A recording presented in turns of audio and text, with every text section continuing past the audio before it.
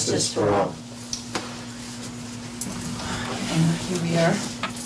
I was just stating that we have our late meeting today, and many people asked why, and it was basically because many of us weren't here, able to be here, and we missed a meeting last week, and we did not want to have 2 meetings missed in a row. So, regular business. And I'll make a motion to approve items 1 through 33. 1 through 34. Okay, I'll second it for the purpose of discussion, but I do have some questions. Sure. On the prepays for the out-of-state services on, let's see, Debbie. what number? Yes, number 13? Mm-hmm. Okay. What is the source of that funding? All CLC funds are energy efficiency funds. They are? Yeah. Okay, so it's Just not... as FYI. Okay, very good. And that was my only question, so with that, I've already seconded it. Okay. All in favor? Aye. Aye. Unanimous.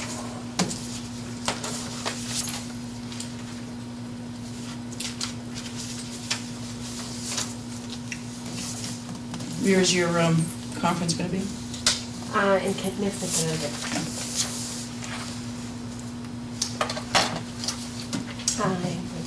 It's a Mark great here? place for road tuna that's... No, he right down was at, staying.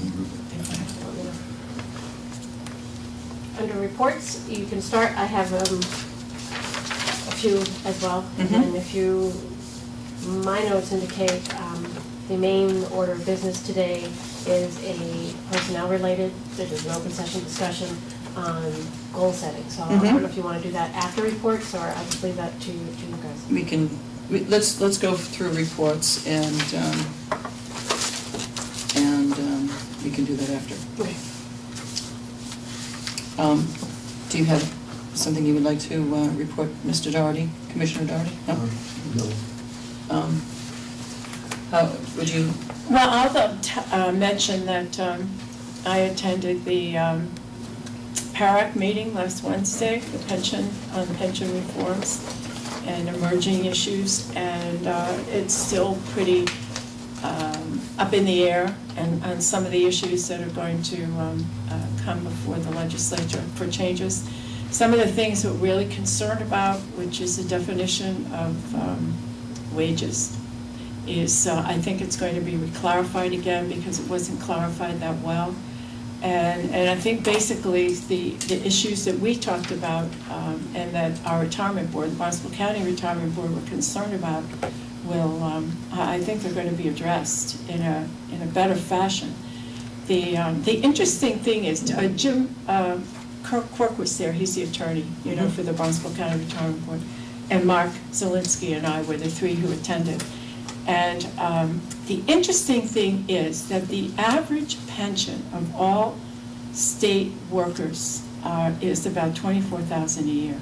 Now, the newspapers just go crazy over criticizing public pensions, that that retirees are just sitting back with these huge sums of money. Right. And the average pension for Barnstable County is about $18,000 a year. And there are so few people of all the retirees that have a pension anywhere over $70,000, and usually those are police chiefs or fire chiefs that have pensions like that. So there's a lot of work to be done yet on pension reform, and there's a lot of clarification that has to be made. Yeah. I remember, Pat, Mark mentioned, and I just checked the schedule, I don't have a date, of giving a presentation to the board, the 3 of you, for the purpose of having it televised to go over pension issues. And he actually did an excellent presentation for HR, Human Resources Directors, at a conference that we hosted here several years ago. I can't remember the number, but I believe for public employees in Massachusetts who don't collect, obviously, Social Security, I think it's 76% of your pension will be funded by yourself. And that's exactly right. What you are required to contribute into your retirement fund. So it is an issue that the public in general should be educated on. Right, and actually, interesting, because the Cape Cod Times had an editorial, I think it was just a week ago again, on public pensions, and I suggested to Mark that we asked for an editorial board for the Barnstable County Retirement Board, and we actually meet with the Cape Cod Times editorial board and really show them the data that we have, not only from PERAC, but from the retirement board itself and the program that you mentioned. Mark did that this morning on the Vineyard for the Cape and Islands treasurers and treasurers and collectors. Right, that's who was there today, and he made that presentation again. And there's a lot of good information on there and data, and it really clears up this whole myth about the fact that public employees are just sitting back on their laurels and getting these great pensions, and then can go and get another job for $100,000 a year or whatever, and really be, it doesn't work that way. So I think we should have Mark make that presentation to us. I'll make a note to schedule that. Yeah, I think that would be a really good thing to do. And I really think that when Mark gets back, that we need to set up that editorial board. Because, when you think about it, public employees now pay 9% of their salary toward the pension. I mean, these are the later people who are employed. We still have people who are paying 5% or 7%, but very few now. Mostly it's 9%. And if you earn over 30, there's another 2%. So if you're earning over $30,000, 11% of what you earn goes into the pension system. That's a lot. Mm-hmm. I mean, you ask people to put away $50 a month or $100 a month, and here it's mandated that 11% of their income goes straight to the retirement system. I thought that was a voluntary. Oh, no, it's not voluntary. No, it's mandated. We strongly encourage people to save even more through a voluntary program, but it is mandated by law. And then, so you think about that. If you were to take that, and let's say you work 8 years and you're eligible and you want to get a job somewhere else, because you're not vested until you're in for 10 years. So you can take that money out, but if you're only going to get 2% interest on it if you take it. If you've been there 8 years and take your pension out, it's earning interest while it's in there, but you're only going to get 2%. Right. And the thing is, if you're in the private sector and you were able to take 11% of your income every week and put it into stocks, we won't talk about that, but into other investments, you would make far more than what it made in the pension system. But in the end, actually what happens is that, as Maggie was saying, that by the time you do retire, you have contributed almost all of the money that you will get back yourself into the pension system. I worked for a company and was vested with a defined benefit, which I didn't have to contribute to, and I had a 401k with the same company that I could contribute to, and I was encouraged to invest in that, and there were opportunities for investing in market. Now it turns out that is not, there's risks with that, and people don't get it, but in terms of the defined benefit, that was a matter of being vested, and it was not a contribution that I had to make to get that defined benefit in the private sector. So which I find remarkable that the public sector is insisting that the percentage of contribution has been increasing over time, because it was 5%, and now it has gone from 9 to 11%. It was 5, then it went to 7. Now it's 9. It's been 9 since for the last 15 years. When I started, it was 9. Yeah, I just missed it by about 2 years. When did you start? 1990? 90. Well, full-time 96. Okay, so I was 94. So I started working in Massachusetts in 1994. So it was in place. Okay, so 15 plus years. So right now it's 9%. Plus 2 if you make over 30. The most full-time, many full-time employees in the public sector are making so 11% of your income every week. That's huge. That's a lot. If you were to take that and put that and invest that yourself in some way, you would make far more than by putting, but then on the other side, well, we're not going to get into the whole argument about the defined benefit and defined contribution, but anyway, it's I guess it depends on how long you live.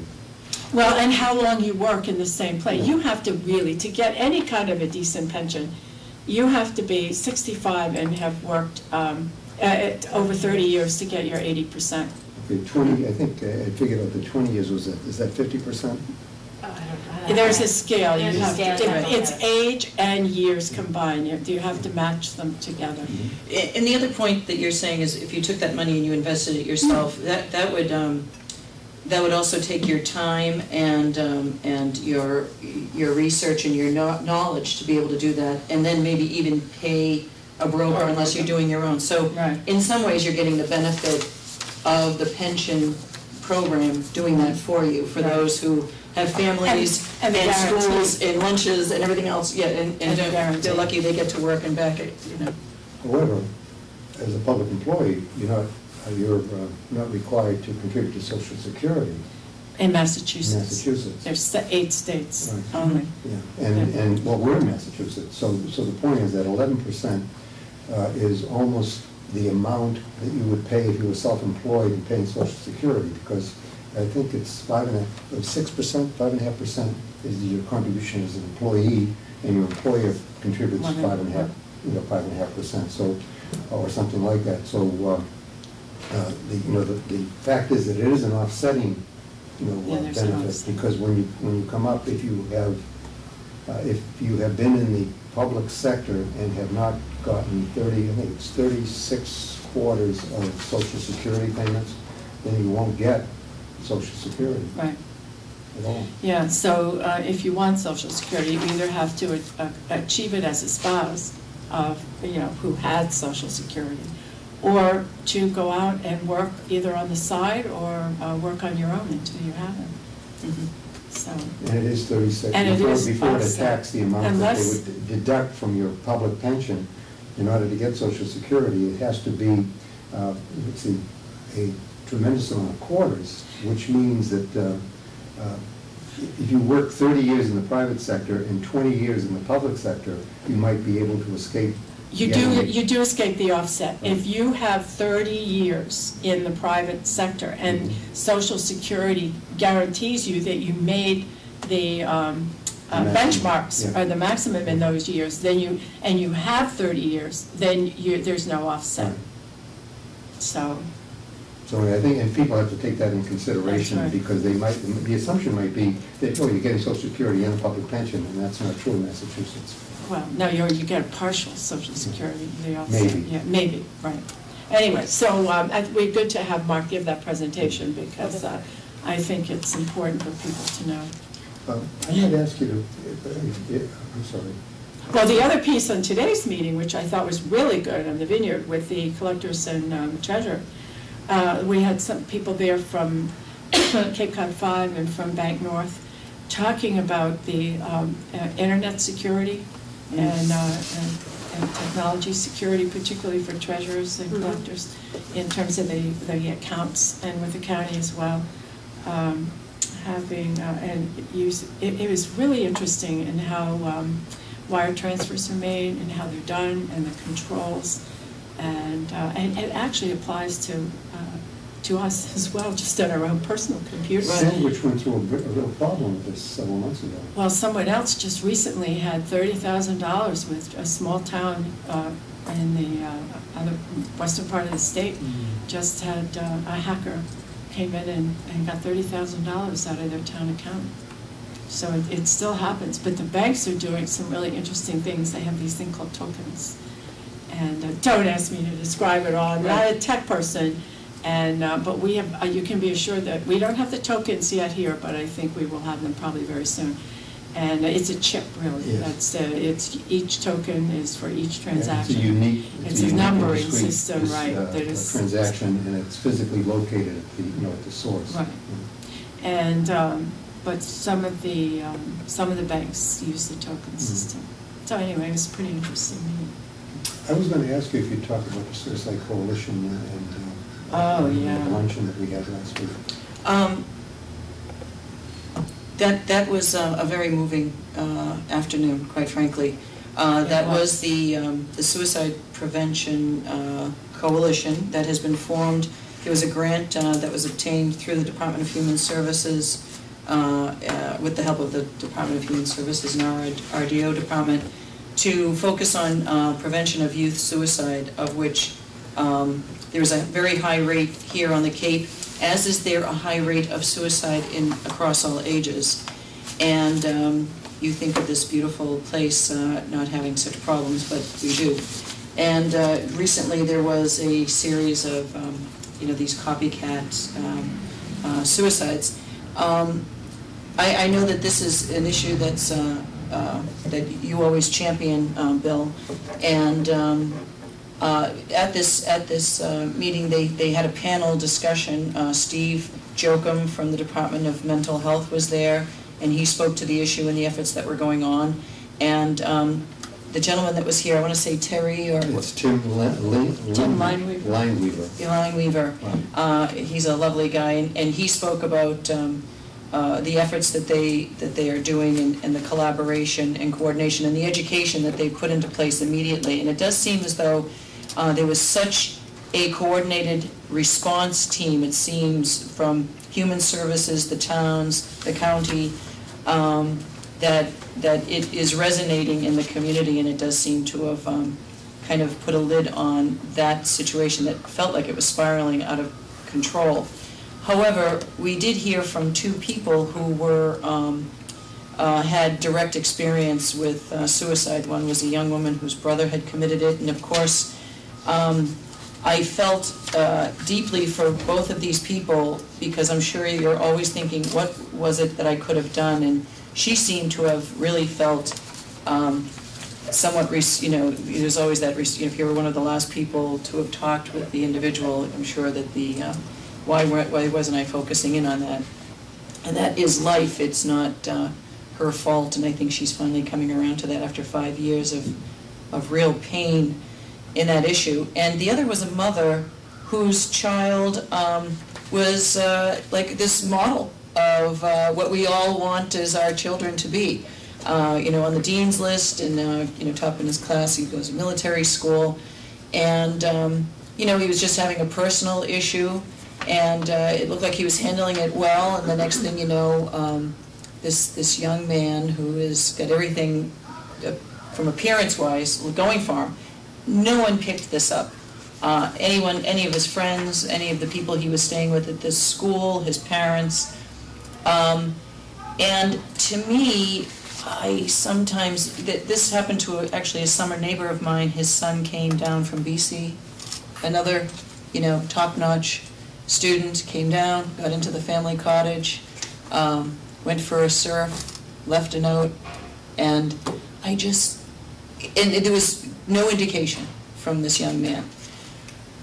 I sit back and say, what are the pressures that we put on young people today, and where they feel their value? We push so much for children to achieve and to succeed, and yes, that's important, and we want all of that so that we want them to have a good life and to be able to be self-reliant in their life. But to feel that all of your credibility and your worth is on getting those straight A's or not messing up, and if I mess up, I just haven't fulfilled that. I hope, to me, that makes me always look inside to how I'm handling a situation that comes up before me, because I have a young daughter, and you always want to give the right message, the right amount of pressure, but not that the whole world hangs on this. It was very moving, and Bill, I was wondering what your thoughts were on that. Well, I know that you spoke to it. Yes, I did speak to it that day, and I was impressed. I wanted to pass on to folks that people should know that kids in high school are aware that teachers are mandated reporters, and I want to share with people something that Dr. Macy, who is on the grant for that is down here to look at this issue. Had said that in many cases it is mental illness that is part of the precipitating activity that precipitates suicide, and that you cannot assume responsibility for something that you can't control. He also made the point that in terms of talking to children, that it would be good practice if you could get to a point where you could ask a kid where they were in their life and be willing or able, I guess that's an appropriate term, able to hear what they would tell you, because their place and where they find themselves might be a surprise to many people. And the other piece that Dr. Macy had brought up in terms of dealing with children is there is a certain amount of parental pride that we all have. Our kids should talk to us, and that we should not get upset if our child finds themselves able to talk to an aunt, an uncle, a significant other who's an adult, a trusted adult, let's say, that is all good, and that we should encourage and support that, and that over time that's an opportunity that that the kids have to develop in a healthy way. However, he did say, and I think that people need to hear this, that there is no such thing as contagious behavior with regard to suicide. Suicide is a choice that's made by an individual.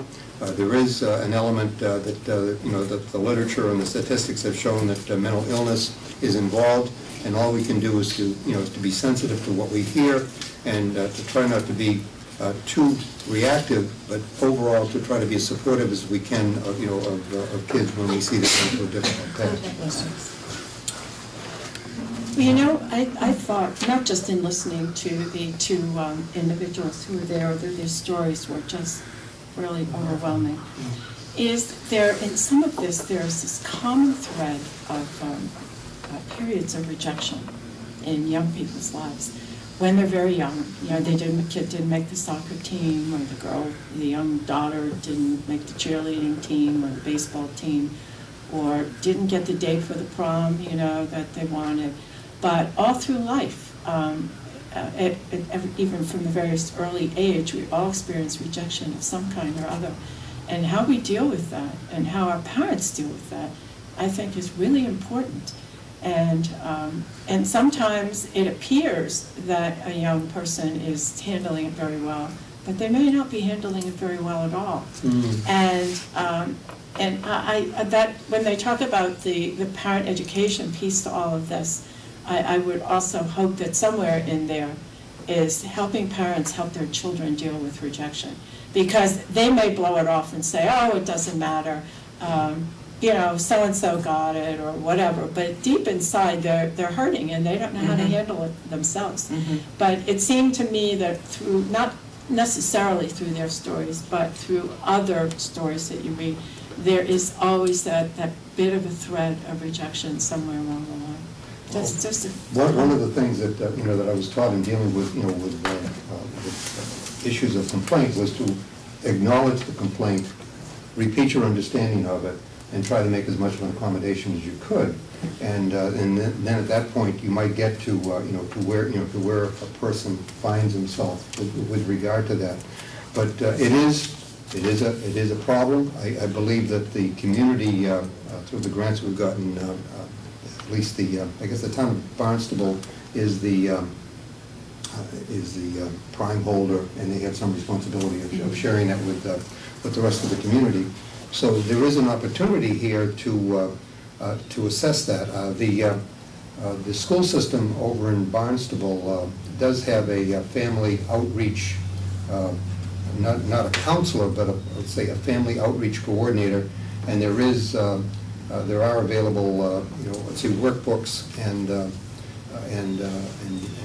material that could be useful to parents who want to find out how to deal with kids that are, let's say, face individual trauma, as well as workbooks on how to, say, to interact, with, especially with teenagers, because with all the hormones that that are starting to rise. There's a Doonesbury cartoon that was part of this material, and it showed a kid coming in one day and said, "Gee, I have to get back upstairs and finish my homework, and thank you very much for making a nice breakfast." And that was Monday. And then Tuesday it was, mother shows up and looks at the kid, and the kid says, "What does that mean?" So, with the hormones and the, and what I would call the escalation and, was it rises and falls, Right. behavior that are driven by things that we have absolutely no understanding of, I think we have to all counsel patience and hope that we get a sign that we can understand and move forward on it. So anyway, that is something that, that is being addressed. I think that each one of us can be helpful if we just remember that God gave us 2 ears to listen and 1 mouth to talk, and we should listen more, and I think that would be very helpful for all of us. And it's well put. And we went to the town council meeting on Friday, right? Mm-hmm. Yes. Did you The have selectmen's anything? meeting? Yeah. Well, I found it very interesting because Len Kopelman was there. He's a principal in Kopelman and Page, a major law firm in Boston that handles, 35 or 40 cities and towns. And he spoke a lot about some of the legal issues that selectmen have to deal with on a regular basis. And I found it pretty interesting. He went through a broad spectrum of issues: property laws, eminent domain. Mm-hmm. He went through the open meeting law, recording of minutes, and also blogs, which I thought his comments were fairly interesting. That he suggested that selectmen be very careful if they have blogs of their own, and if they use them to discuss town business, that Right. they might want to think twice about doing that. Their opinions. Yeah, so it was rather, he covered a number of issues, not in any great depth, but certainly, I mean, most of the selectmen, I think, are pretty familiar with a lot of it, but it doesn't hurt to have that opportunity to hear it all. And the property issues, I thought, were pretty interesting in terms of eminent domain. I thought it was an interesting way of introducing that Sheila's intended to have the ethics people Right. come down, and will certainly give the selectmen and councils an opportunity to hear more about this topic in depth, because there is a significant change. Right. Where the district attorneys have the responsibility for managing and dealing with ethics Open meeting law, complaints, the open and meeting is law. now going to go, revert to the state, and there is Not the a change ethics, in the open meeting law. the open meeting law. Yeah. Okay. Violations of the open meeting law go to the Attorney General, Right. will. Okay. But the ethics still stays with the Ethics Commission. Okay, well, that's still at the state. Yeah, that's still at And the I think state. that's what they're coming down to talk Yeah. more about. They are, and just to pick up on that, so we can move forward, is we have finalized that it's going to be October 23rd. It's the Friday. Am I right on that date? I just want to make sure it's October 23rd, not the 24th. I think we all said that we were... The 24th of September? No, October. Oh, okay. And it will be at 10 o'clock in the morning, and that's pending that there is nothing scheduled that day. Am I right for us, Maggie? I just said. Not that I'm aware of. Okay, I didn't see anything on people's, when I went through the website. That's on, is it 3:30 on Monday, the 19th?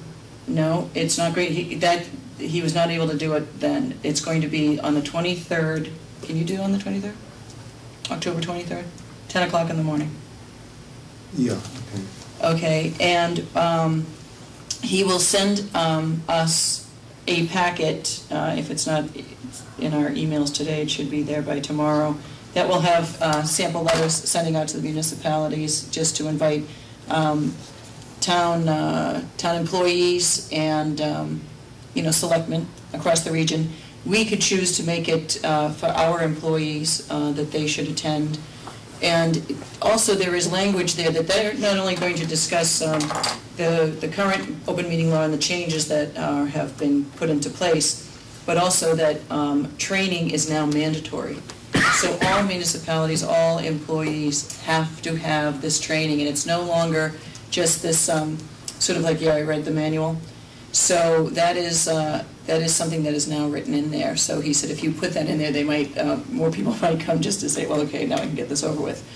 Some towns have had this training already.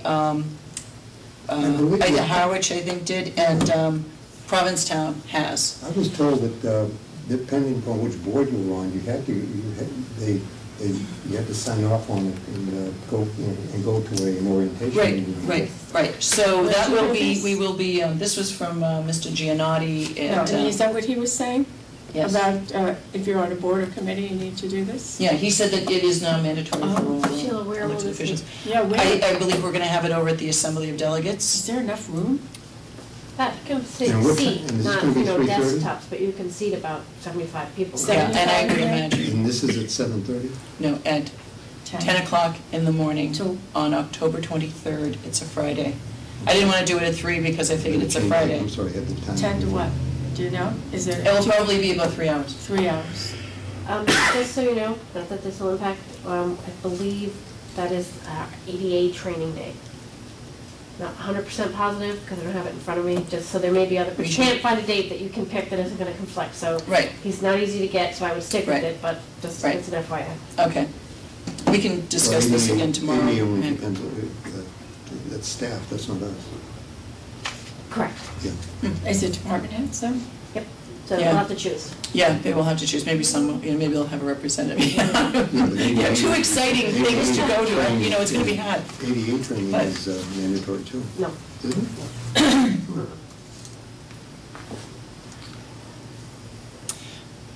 And I think that's, just to, we stated this over at the Assembly, a couple of weeks ago, Pat and I, and actually several people from the Cape Cod Commission, and Fire and Chief were represented across Barnstable County, attended the Franklin County Regionalization Conference, which turned out to be much more informative than I originally had anticipated. And the other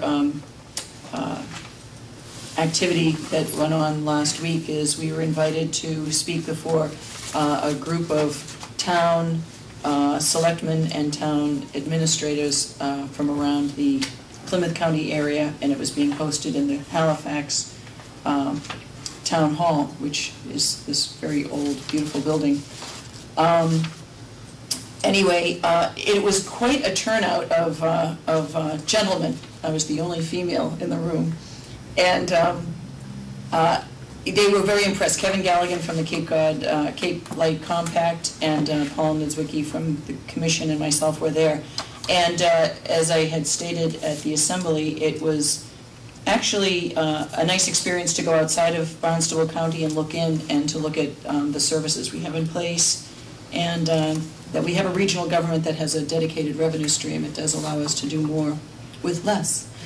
And they seemed very impressed with us, so obviously we dazzled them with a certain amount of. So what was it all about? I mean, what did they really want to know? They really just wanted to, Maggie was kind enough to put together a PowerPoint for me just to kind of go over what the county, what our county is, what our departments are when we were reorganized, and then we focused on the Cape Light Compact, some of the efforts of the Cape Cod Commission, and the dredge and the health department I went into. So we elaborated on these different services that we provide, but also the opportunities that are out there through regional planning boards and through energy efficiency boards such as yourself. And even though some of those people were in the room, it did seem like we were coming across more aggressive, or we were. It just had that appearance. I mean, maybe we're not, but we were pushing things forward and coming up with ideas as far as energy, regional efforts, and that sort of thing. So. But the county has done these things because it put money into those things. Yes. It didn't go from the ground. Well, that's what I said. And We all have the a people that I talked dedicated. to all keep saying, well, how are we going to put this all together? Well, they have to put some money on that. Right. So what are they attempting to do? What do they? Well, think they're towns that are regionalization is? towns that are trying to figure out how can they come together and to do more with less, and they're just looking at the services we provide and are those opportunities for them to explore. So I think that's what they were looking for, is our ideas. So that was that was also a very nice meeting, and I could see why everybody, they got a big crowd there. Maybe I should do this on the 23rd, because they served quite a spread. So, of what I had already eaten, so I couldn't tell. Yeah, food always attracts people, and it was better than tea and crumpets. So, so it was a good group and a very, very nice group. And Kevin happened to know some of the people there, so, and Kevin did a great job. So, I thank you for your help on that as well. So it was the Halifax Board of Selectmen? Yeah, that hosted it, and then there were other towns, right? Plymouth So- was there, I believe. Yeah, and Plymouth was there, and The town or the county, or both? a county official, I can't remember who. Do you? It was what would be analogous to our speaker of the Assembly of Delegates. Okay. From Plymouth County was there, who I think may all, and I don't recall the gentleman's name, but there were 4 or 5 other towns. Hanson, I think, was there, maybe Pembroke. In Rockland, Rockland. right. Yeah, and you know, it was very similar to what's going on in the Outer Cape, where it's this loose collaboration, exactly and what it these seemed meetings like. of towns, no formal votes, no formal structure. They're just all facing municipal structural deficits in their municipal budgets, and they want to figure out if there is a better way to provide value for the taxpayer dollars. Yeah, and it seemed like this was like one of their informational gathering Yeah. sessions. They're really trying to gather that information, much like the Outer Cape did, and is continuing to do as they pursue these things. So it was. Who do they see as the entity that's going to move this along or make it happen? Well, they don't. That wasn't really discussed. I mean, they were really. Well, Plymouth County was there, and they have deeds tax revenue just like Barnstable Right. County does. That's right. And Not the- much, though, I don't think. They get as much as the. Not as rest of much, not as much, but they do, there is a revenue source there that's analogous to ours, and the Old Colony Planning Commission Oh, yeah. is the RPA, so their version of the Cape Cod Commission, Mhm. they were there. Ah. And so a lot of our discussion was how we used the DLTA funds this year to support regional efforts, and we put all that money out into the towns. The OPCP, they didn't do that. They sort of Right. held on to it, so, you know, I think Yeah, there were some questions, I'm sure, that were asked after we left After we about left, the Old yeah. Colony Planning Council and the county government. Do they have regulatory authority? No. And it's just, you know, that, as a matter of fact, the critics during the Blue Ribbon Commission time wanted us to go to a complete no regulation, if you remember that part. Right. And when you do that, it's like being kissed, you know, nothing ever happens, you just make plans, put them on a shelf, and you go from there. And I think what we have to talk about over the commission is, I was very disturbed to find out that that in one of the wastewater plans from one of the towns, that we just asked them if they would consider having a regional piece. We didn't insist on it, and I think we have to step up and look at a stronger regulatory role with regard to that application, because I think that's all part of, I don't know how we're going to do it, but I think it's part of the effort that we have to make this a, let's say, put more teeth in it in order to move it forward. Because right now, if every plan that's approved by the Cape Cod Commission, because it meets a DRI criteria, that does not have a piece that insists upon a regional component, then we're going to continue to deal with the 15 kingdoms and not really see the whole thing come together. You know, did you read Andy's? Yes. Yeah, that was. And I think that we need to help the towns achieve that by having, by having something that they could use for political cover, which would be us. The discussion in Halifax was about the DLTA funds, and the Old Colony Planning Commission gets those, so we are analogous on that. As it relates to, that's Chatham is the first one up that had a CWMP that rose to the level of a DRI. And we did make suggestions on that rather than enforce it by regulation, mostly because I feel that we need to have a regional plan that sets the rules for all 15 towns before we can hold them accountable in a regulatory way. I think the first step of that is what we're doing right now in collaboration with the collaborative, which is developing the regional wastewater management plan, and with a focus on what kind of standards we're going to look for when we analyze whether a plan addresses regional needs or not. And of course, this is all part of getting to a, let's say, an impact-based DRI strategy that is independent of arbitrary square footage. Yes, it is. we have the wastewater, and then we have the waste management Right, that's ongoing right now. the solid waste. municipal. Yeah, the solid waste, I mean, the solid municipal waste, municipal solid waste.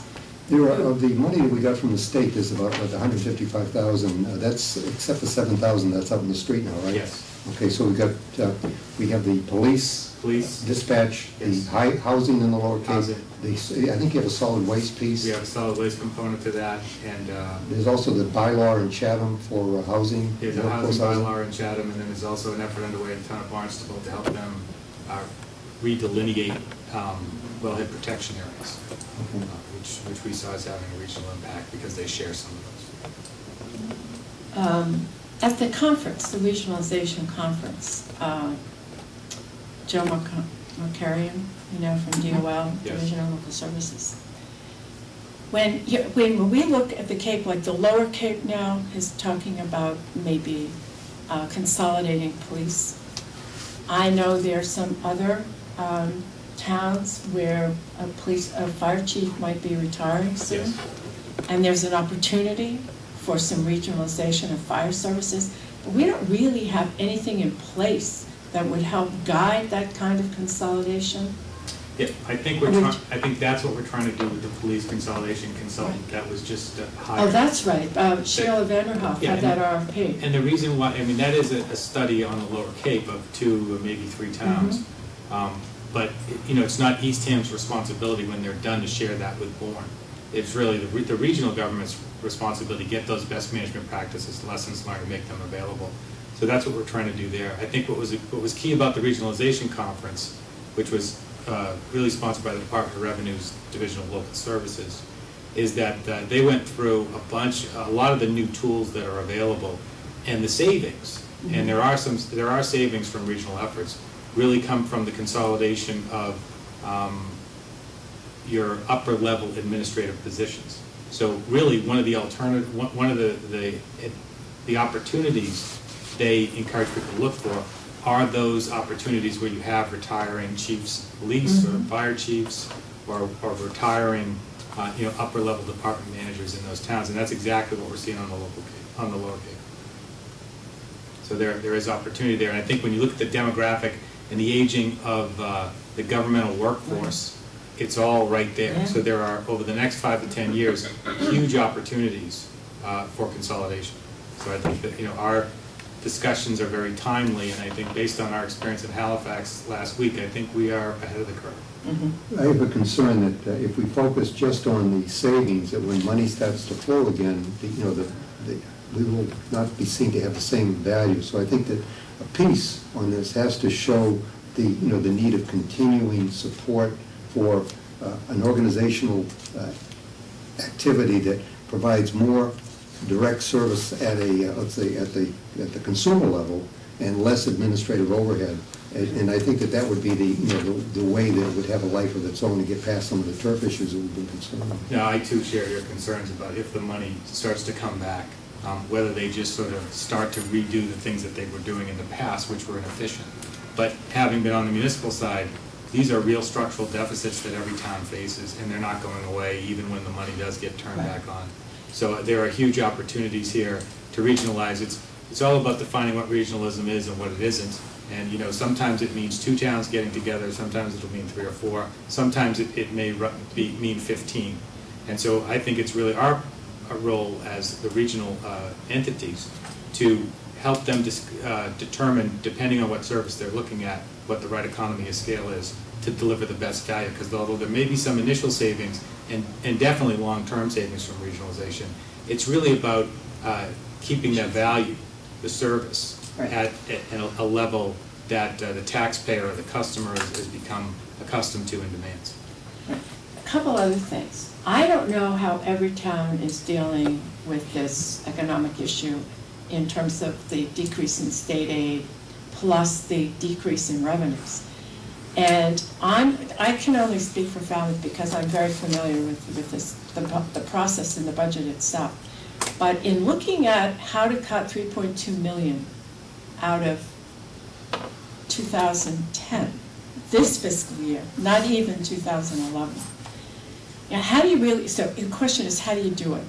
And is it better to reduce the budgets completely and just cut it all out of departments and services and everywhere you can?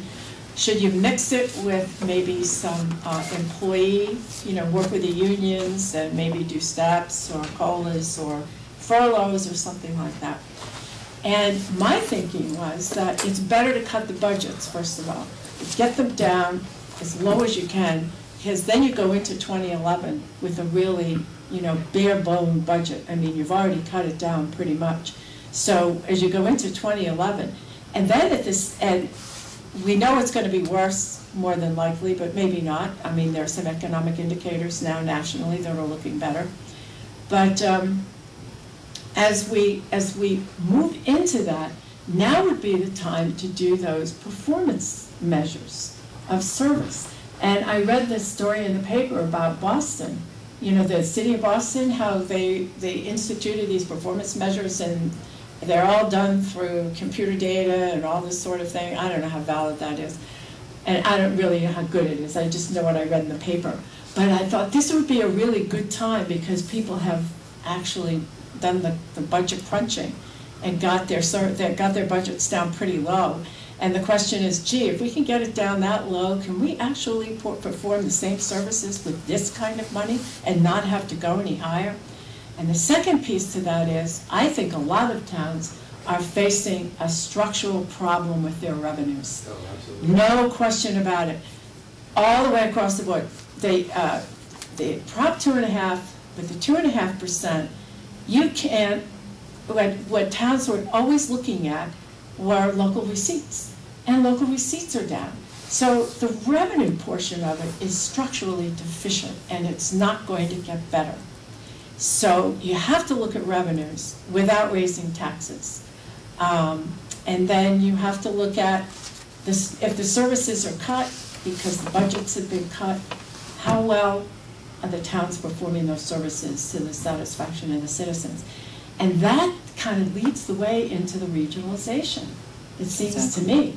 So somehow we have to integrate all those pieces together. It reminds me of the issue with the logistics and in developing the logistics management problem, and one thing that they teach in the federal system is the looking at requisition objectives that are based upon demand over set periods. And perhaps what we need to look at in terms of service provision is to identify and quantify the the demand for particular services over periods of time, to find out whether or not we are overstaffed or understaffed in order to meet those. And perhaps by by organizing the management response based upon actual demand during periods, we would be adequately staffed to let's say to provide the services needed, and get past the part where we have staffed up to an anticipated requirement rather than an actual one. Yeah, my experience is when you run into normal recessions and normal downturns, there's a desire to say, well, we've got 5% less coming in, cut 5% across the board. And initially, that's the easiest thing to do. And what every department head does is they cut paper clips first. They're all gone. Mm-hmm. We're way beyond that. Yeah. Because we were beyond that before this economic downturn happened. So I think the upside of the economic downturn is my hope that it will be a transformational issue for government in general. And that means rethinking exactly what your core mission is, and evaluating programs that help you achieve your core mission, and jettisoning those that don't. Or conversely, and I know this was the discussion that we had in Barnstable, is that you have your core mission on the municipal side, which is schools, police, fire, roads. And almost every other department was going to have to find a way to pay for themselves. The introduction of enterprise accounts, and generating fees for service. Wait a minute. In Barnstable, the fire department has a different revenue stream. It does. Okay, and in terms of basic services, that's independent of what the towns, let's say, retain responsibility. Well, my statement is to all 15 towns, because I think this is a problem that all 351 towns are encompassing, is looking at what your core mission is, what you're required to provide, and then that's how you're going to have to make programmatic decisions. And to take that a step further, I think that that's how we could approach this as a county. We have to, really define what it is we want to be able to provide these towns. And are we doing that effectively with the departments we have? How can we improve those departments that are doing that? What is needed, how are they functioning? And what is it that we're carrying that isn't as necessary? Yeah, for example, at the commission now, we're engaged in a strategic planning process, which is more about internal alignment, and that is establishing the core mission, going back to the act, to come up with the core mission for the commission, and then looking at every program based on whether it fits into that core mission or not. And there are some programs that we've accumulated over time that used to be funded from federal grants, for example, fairly large federal grants. Now, when the grants went away, did they get marbleized into our overall budget? Did they not? Can we still afford to run those, or do we need to expand other services in order to support the 15 towns? It's a painful thing to do, because these programs are programs that people care very deeply about and have built careers on, but it is essential to get to the core mission and make sure that you can provide those core services. I think you're moving in the right direction, and it brings to mind that in a discussion on, let's say, on regional wastewater response, Howard is saying that they're waiting for a report from from Brian House, and I just want to know, when they will get past this this was it intellectual property business, so that these things can move forward, and what can we do to support that? And the other part, of course, I was in traffic for 2 hours yesterday, and I hope you've come up with some sort of recommendations on that for getting off Cape. Okay, so I think the next thing on our agenda, Maggie, we were going to be discussing, and it seems like we're rolling into this. Yep, one report for Well, myself. just to put some closure on this, so just like in one sentence, I think we really need to look at a way in which we can look at the services we perform now and see whether or not, as Paul suggested, they do meet the core mission, or if we should consider other services that might better meet the core mission. So we need to have our agenda I item think to we should remember that we did go through a strategic planning process That's ourselves, right. and I think we need to review that to see whether or not that strategic planning addresses that adequately based upon what we know. And where are we on that? Aren't we supposed to have closure on that? You should, I believe the consultant was to send it to Mark this week, so you probably have it for your Okay, next so I meeting. think that would open the door to let's say, to resolving that. Right, okay. You can stay. Let's finish this. Just quickly, and- the other report, I just would like, if I have a request from an employee, Bethany Seldowski, to extend her vacation carryover from September 30th to October 30th of 2009. So I'd ask for a motion to approve her extension request. You recommending that? Yes, I am. Okay, I'll move that. Second. All in favor? Aye. Thank you. So that's it for reports, and then I go on to And other business. if I may, I think this is the area that we wanted, that we brought up before about delegating to authority for, let's say, for. Yeah, but I think that administrative should be an matters. agenda I item agree. specifically, and so that we have all the information we need to do it. You know, the legal authorities and all of that, so we can Exactly. cite what they are and not just do it. I think we should set that as an agenda item soon. Okay, I'm gonna make a list of those. Okay. I took the opportunity, you had asked, I wanted this meeting to focus on development or have your conversation for input on the goal setting for the Cape Cod Commission Directors, Paul Niedzwiki. So I just copied this year's goals that ended that will be evaluated on from September of '08 through September of 2009, just as a point of reference. Here's a copy for you. And my understanding of what you agreed to last time is, there's 3 copies here. My understanding is that you agreed to meet today amongst yourselves so that you can have a conversation on what goals you may have individually been considering, coordinate them, get the list together, and then I think that's about all you discussed. And where you go from here, do you meet with Paul, have a dialogue, you ask Paul to give something to you? You never really finalize that part of your discussion. All I know is that what you wanted to do today was to start thinking about what goals you as individual commissioners had to try and reach consensus so that you are organized. I'm sorry, again, where did these come from? These are the goals that were set From last year? From last year From last year. by Mark and Paul. These are in his existing performance evaluation. Okay. Okay, so now we're looking at 09 to... You will be setting the things for him to be Fiscal. evaluated on in September of 2010. Right, Okay. So that's important. It's not now. It's for things that, so you need to be thinking ahead over what's up on the horizon in the next 12 months. Now, what's changed now? What's changed between what, do we have to identify the fact that Paul now reports directly to us? As part of the evaluation process, no. No. But since, we wanted to go over this, and it is an open meeting, so I know that you've had some thoughts on this, so if you want to go into any of that. Well, my thoughts on this, only because I have a little bit of, I do this with the town manager, and we find that the process we works well. I don't know if it's going to work well here or not.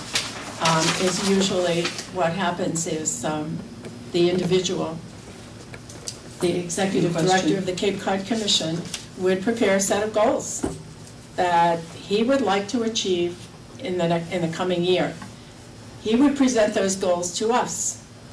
We review them, and we look them over, and then we discuss them and say we either agree that they're good goals, they seem to us to be manageable, they fit into our sort of core mission, they fit into our strategic plan in a certain way, or maybe they don't fit into the strategic plan, but they're more relevant to the goals of the Cape Cod Commission. So we have that discussion. Now, I don't know, that would be how I might see the process working. I don't see us setting the goals for Paul. I see him setting the goals, and then we review them with him, and maybe we have a goal that we would like to be incorporated, and we would discuss it and see whether or not it fits in, because the worst thing you can do with goals is make them unachievable. Right. And the best thing is they have to be achievable, they have to be reasonable, they have to be measurable, they have to be something that the individual believes can be accomplished. Because the worst thing is to have goals and then come back and say, well, gee, I couldn't get this done because of that, or that done because of this, and that's kind of self-defeating. So I know in my work in the public sector, I had to set my own goals and my objectives and the tasks and how I was going to get them done, and I reviewed them with the town manager, and he either agreed with me or he didn't, and said, I think you need to add this, or maybe you don't want to do that this year. You may want to do it, but I don't think you should do it. I think you should do something else. But we then would go from there. And then my evaluation was based on what we came up with for the year. And so, I mean, that's how I look at it. I'm only one of three, so well, I'm talking about... In my experience, and especially at this, in this particular setting, I view us as a policy board, and I also view us as having the responsibility of delivering or making sure that these services are delivered. I don't say that we're supposed to be the person or the agency that does the direct delivery, but I think that all of us ran for office with with the idea, or at least with the promises that we've made to constituents as far as what we saw as important in terms of in terms of what would be in the interest of the people who live here. So having said that, I think it's important that from my own point of view, I have certain certain things that I believe would meet the promises, or at least move in the direction of meeting the promises that that I had made when or how I see my role in all of this. And it's not from the from the point of view of either managing or going over there, and I'll see you on Tuesday and we'll go over this. But one of the things that's very important to me is that to have some sense of what as a supervisor, because that's the role that we've chosen for ourselves at this point, is to take a look at a work plan. I know that when I've worked with management personnel in the past, In the private sector, we would always begin the discussion. I would have a sense of what the organization wants, would like to see done, and then and what the priorities were of corporate as to what we were supposed to deliver. And with that in mind, that would be what, and that was originally I thought the three of us were going to talk in that vein first, and then let's either agree or disagree that we had what I would call policy goals, which we all thought were important in terms of delivery, and then take a look at what percentage of those goals were considered to be reasonable during a time frame that we would be facing. And again, I started off with looking for some type of a work plan. I'd look for some type of a reporting schedule. These are the nuts and bolts in a general way. I'd look for.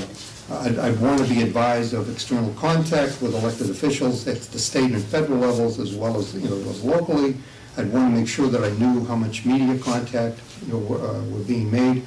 I would not read, and I've never, from the time that I've been on the county commissioner, I have never restricted any contact with the media or had any filtering, but did ask for, and your predecessor knew this, that if there were contact with the media, in other words, if an article were submitted or if there was an interview with a local paper, that I'd be aware of it, because ultimately it was the commission's responsibility to, let's say, to understand and be aware of it. And of course, there's an expense approval protocol that's in the contract, and that I would expect that you would submit your expense reports on a regular basis. Internally, it's a very important thing to me to see, let's say, some type of an organized effort to develop staff personnel. It's to me, that's the most important thing that any manager has, is to identify talent and do what you can to nurture it and support it. And I believe that that's a responsibility we have to you, and I think that's a responsibility you have to the people you're working for. I'd like to see, some type of a either an education plan for for your staff members. I mean, I think that's that's an important, to me, an important function and a goal. I think that I'd like to see some idea of the amount of conferences and individual goal setting. Can I interrupt for just? Why? I just wanted to state that I believe that there was a draft of this evaluation, this performance evaluation. Was that ever finalized with? It wasn't a draft that we made. No, it was not a draft you made. Okay. Well, are we having a discussion among ourselves, or are we introducing a draft from another agency? No, go right ahead, Bill. Excuse me. Okay. So I'm familiar with, and I think I commented on that draft as far as looking for more specific information on it. The other part that came across as part of that draft is the importance to me that you report to all three of us, and not just to one of us. Because if you're working for all three of us, I'd like to see you on a regular basis, whatever, probably quarterly. I don't think we want to wear out our welcome with either one of us, but to feel as though you're talking to all three of us and not just one of us, so that we have some straight line of communication. And the other part is that I would like to see that you show some assignment of increasing responsibility to staff members. I think that I have a feeling that there be some identification of hierarchy in case you are unable to perform your duties, and that we know some, or have some sense of what we can depend upon going forward. There are some that we turn over some of the. Let's see. I would like to know that you're encouraging your employees to take to pick up more responsibility to, let's say, to contact the boards, so that you're not just the only person that's out there. The other thing that I found, that for administrative personnel, I'd like to see some type of customer relationship management training for them. I have heard, I think Attorney Troy had said that he was kind of put off by some, in talking to some of the administrative personnel.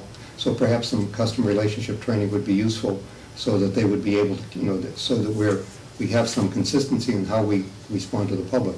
your predecessor had some problem in communicating with, with staff and how certain members of staff, and I was there at one of the meetings where, and I won't mention the name, but there was basically a statement made, well, we're running things and we'll let you know what we want, rather than being, how shall I say, more receptive.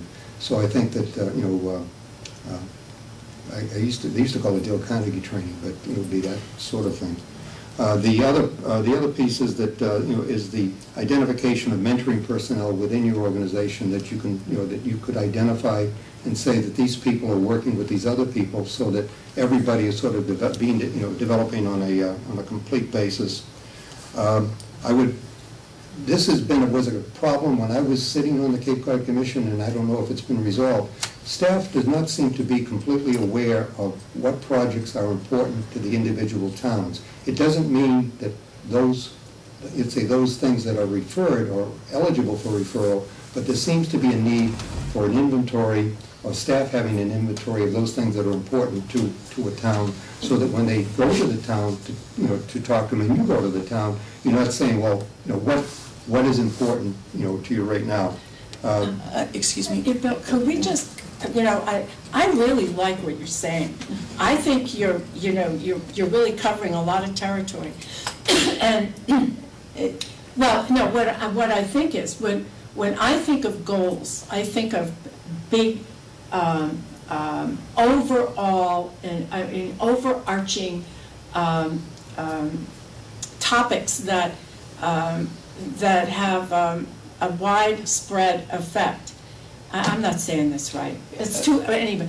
But what I see, some of what you're saying, not all of it, because you do talk about goals, but I think you also talk about some of what the things you mentioned are tasks and how you accomplish those goals. The problem with this is that it was my understanding that the three of us would talk. Yeah, that's what we're doing. And we would be able to develop that. Now, since Paul is here, I have no problem in speaking out loud about the things that that are of concern to me.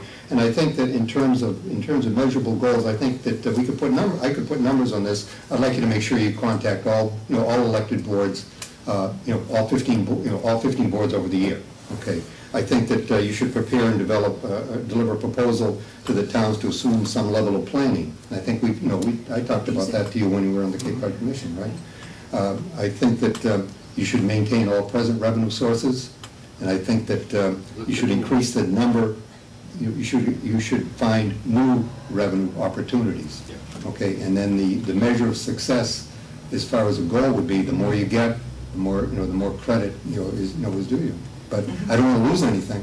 So I think what you're doing is filling out the what is included in a goal setting. The way I say it, there's going to be a very large goal out there, and it could be have something to do, say, with regionalization. And then how you get to that is through some of these things. You meet with boards of selectmen. Those are the tasks that you have to include in your goal in order to be able to reach it. I mean, that's kind of how I see it. And some of what you say, too, could be part of a report, maybe on a quarterly basis in goal 1, 2, 3, 4, because you don't want more than 3 or 4 goals. I mean, you can't have big goals like that, because if you have too many of them, you don't get them done. You're absolutely right, and I'm certainly familiar with the span of I know you are. I know. But if we're discussing how we arrive at, let's say, at a determination of what the goals are and put metrics, on that. Yeah. I'm guided more by, an approach that would be identified in that book, Good to Great, which says that the more metrics you put on. Yes, I did. Good for you. Yeah. Have you read it? No, I haven't. I have the disc. I haven't read the book yet. Well, you should read the monograph on public sector stuff, because it specifically says that the more metrics and accounting that you put in, the less, let's say, the less achievable a lot of these are. You have to depend upon the fact that the people that, that are assigned to, with different responsibilities, come to work with the idea of doing the job that's in front of them. And I certainly don't want to, don't want to indicate by this that, that isn't important. However, I feel that we have placed ourselves in the role of being supervisors, and with that, we're supposed to give some guidance, okay? And part of a general discussion, which, you know, which is not something that I had anticipated, because I thought we were gonna talk among Okay. ourselves. All right. Okay, if you're gonna shut me up, I just, if I may, Bill, I'm not shutting you up. I believe that we understand what it is that you're saying, and I think you have stated it to a degree. Now, you have spoken now for several minutes, and Pat has asked a question, and there was just an indication from Paul that he would like to make a statement. And if you could give someone a chance to weigh in, then we can get back to what you would like to say. I'm not shutting you up. I'm just asking you to pause for a minute to see if there's something you would like to respond to here. But I think just a point of clarification, based on some of the work that's already been done, I like what Bill is saying. I love the direction that he's going in. And, you know, what we've tried to do is we have a simple, you know, it's been difficult in the past because of the strange relationship of the commission to the county, where we're plugged in on a personnel level. But as you know, Bill stated eloquently when he was a member of the commission, you know, the jurisdiction of the commission to determine its own the subject matter of the Cape Cod Commission Act is solely the authority of the commission. But it's always been difficult to work out what your goals and objectives were going to be. Are they going to be specific enough? How do you measure it? Are they too general? Are they too specific? And I've dealt with this for 15 years in the public sector, and really haven't, you know, I think until now come up with an acceptable solution to this. But what we're trying to do is to have an objective and then to state goals. And what we're trying to do is to take those goals directly out of my job description, which I think connects directly to the county and the county commissioners. And then for each of those goals, we're going to come up with strategies to try to affect those goals. And for each of those strategies, we're going to have measures. And the measures are really some of the things that Bill's pointing out. And so I think if I had an opportunity to present the work that I've done so far, and a lot of this is difficult too in trying to determine what my objectives are as the executive director, separate from what the objectives of the organization or sub-departments might be. And so we've spent a lot of time thinking about this. I think we've got a good place to begin the discussion. It is really in draft form right now. So I think it's the perfect time to introduce this to the commissioners. And I think a lot of what Bill has been talking about has been, I couldn't agree with you more on staff development and line of succession. And that has been important to me since day one. And I'd love the opportunity to show you what we've done so far and what we plan to do in the future. There are some issues around, you know, if I have to scribble down every time I talk to a state rep, you know, our email's going to get pretty full. So we may have to work out some of that. And on the revenue source, one of my primary goals here is to address the structural deficit of the Cape Cod Commission. And there's a lot of work to be done there. And with the state budget in the state that it is, that is going to be difficult to do. But we've made some strides to try to do that. And that has to be something. But if the measure, and this is where I think it'll be good to discuss the measures, if the measure is just bringing in more money. For example, last year, our state highway contract went from about $450,000 to $600,000. That's an increase of $150,000. I'll be honest with you, I had nothing to do with that. So I don't think I should get a benefit from having that state contract increase. But there are other ways that we can look at new revenue sources, whether those revenue sources, if they're grants, are tied to the core mission. Because I don't want to run an organization where we're just writing every grant to get money in to pay overhead. Because then you become scattered in your focus. No, the other part is that I wouldn't expect you to invest time and resources on going after stuff that is away from the core mission, because it's a waste of money and time. But new resources are essential.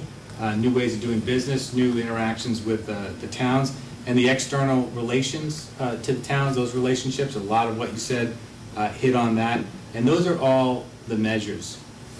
That I think are appropriate. Before we leave that, you know, as far as communication, it is very important to me that the interconnectivity between the Cape Cod Commission and the rest of the county departments is something that is, you know, is taken a long time to develop. And I want to make sure that that continues. There was, when I first sat on the Cape Cod Commission, there was a reluctance to look at internal resources. I think the wastewater collaborative has sort of moved that, in the right direction, because there seems to be an integration of county and commission activities moving forward. And I think that, and that's sort of the model that, that I would like to see in the rest of this, because when we hire an outside consultant to answer a Cape Cod Commission question, and that resource is available, within the county itself, I think that we are not using our resources, And I would, to that point, another reason why I'd like to have this discussion about these specifics is I think we've worked very closely with county departments. There is sort of a confluence of events that are happening right now, and we've worked, I work very closely with Maggie on a lot of issues, and we couldn't begin to bring the sort of expertise on energy issues that Cape Light Compact and Cape May Electric Cooperative have. And we've worked closely with county health too. There being the operational side of wastewater, we're on the planning side. And so I think, and I hope, that the commissioners feel that over the last 2 years, there has been much more of an integration of the Cape Cod Commission into and with other county departments than there had been previously. And I believe that that's true. At least my observation is, last year and this year, that has been, that's continued, because several years ago, that wasn't the case. And what I'm very concerned about is that the perceived elitist attitude that some of the community have about the commission is not something that is, has any fostering, within. Because after all, the Cape Cod Commission is a county department. It is, and just to that point, it would be my final point, is to the extent that there were preconceptions or notions about the Cape Cod Commission 2 years ago, one of the measures that we're looking at is staff retention. And over the last 2 years, we've turned over more than 30% of our staff. And that is a high number, but when you have a new direction, that's probably not, that's probably a good number. High number is a good number in the first few years. Our goal now is to get that down below 10% annually. I think it should be mentioned that part of that turnover had to do with your taking over, and I believe that the previous Board of Commissioners gave you full support on that. Absolutely, but I don't think that that's really a measure in terms of a turnover as far as an overall measure. I think that you'd have to look at a period of time from now going forward as to see whether or not that's really been working out. But you'll see as a staff development goal, the strategies for that, the measure would be whether we're retaining staff or not there. But also, one of the issues that you brought up, though, that I haven't considered but I think is good, is this mentoring aspect. Because we have a lot of new people at the commission. We have a lot of people that are new in their careers at the commission. And where 3 years ago, where there wasn't a lot of turnover and people had been at the commission for a long time, that program, nobody thought about a mentoring program. Now, I think that kind of program is probably essential to some of the new employees we have at the commission. So and this is how I think that this discussion can be really useful. If I can just state here that now I have assumed your role as the commissioner on the Cape Cod Commission. So in the executive board, they have been reviewing Paul's performance and goals and standards. And that first draft, that what was sent to you before was one draft that's been now rewritten a bit. Some things have been added, some things have been taken out per the discussions of the executive board, and I believe the last meeting, but many of these points, and this is why I wasn't faulting you, I was just saving some time, is that many of these points that you are making, which are valid, are included in this document. Yeah, I would just say we are working with the executive committee on some of this internal alignment stuff and the overall goals of the commission. But the executive committee is clear that they have no role in my review. Yes, that is right. the purview of the commissioners. Right. You sort of so they know that. But this is an opportunity to align the Cape Cod Commissioners over there and the Board of County Commissioners and the county in a way that I don't think has ever been done before. And so I think it is potentially a very positive direction. Very practical benefits in that, clearly, Mhm. on all sides. I mean, Right. it puts us all in the same court. Exactly. How would you like to proceed from here? Would you? I think that Paul has made a good suggestion since he's been, he's listened to everything. I guess I've been doing most of the talking. Nothing wrong with that. That's nothing wrong with that. You came very No, prepared. and I appreciate it, and I think that, I hope you hang on to that list, I know you will, and Why would it change? you'll bring it when we go through the measures. I'd be happy to give you a copy of that. Yeah, and I think that you'll see that we have already thought about a lot of those things as measures, and although I think there are a few more that you brought up today that we might want to add.